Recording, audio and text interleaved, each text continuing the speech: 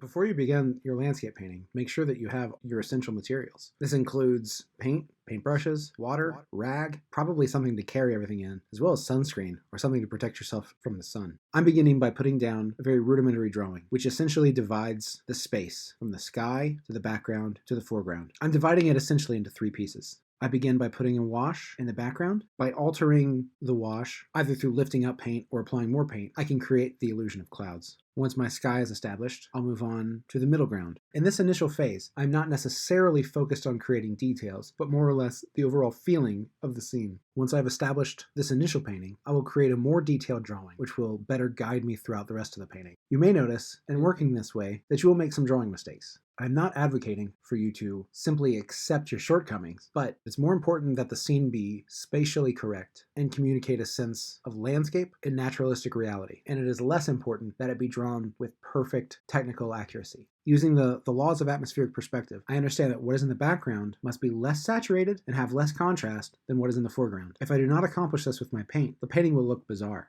So I must take care to build it up slowly with layers of wash and gestural mark making. Though I understand that the trees in this mountain are green, they appear to me as if they are bluish gray. So I must be careful not to overemphasize the green aspects. The section of the painting that's in the foreground should be built up with a more saturated color.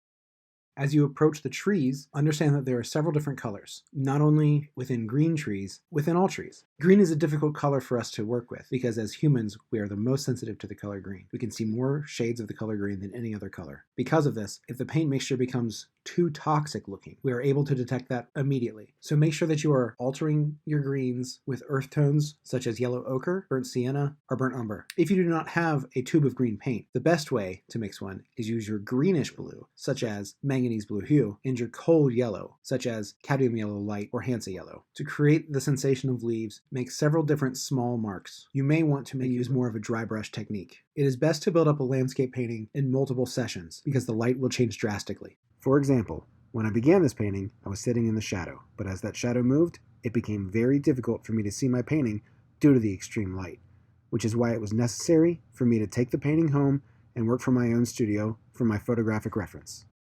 After you've come to a stopping point, take a visual catalog of what's around you so that you can set up in the same exact spot. If you're concerned that the weather may change, the light may be drastically different, or you won't be able to set up in the same spot, take a photograph of your subject. This will help you put yourself back in the same place. Or worst case scenario, you can use this photograph to continue working on your painting at home. When choosing a subject, realize the more focused in that subject is, the more the light will alter on that subject dramatically and rapidly. By choosing a broader landscape, I am ensuring less significant change in light over the duration of the painting. One of the most difficult things to account for in doing a plein air landscape painting is the movement of the light. After you're set up, make sure that you stay in the same spot. Set up comfortably with your palette, water, and brushes all to the side of your dominant hand. Don't set up in a place where people will walk by. They will talk to you. You will be annoyed. They will say stupid things. You will have to laugh and smile and pretend to care about what they think.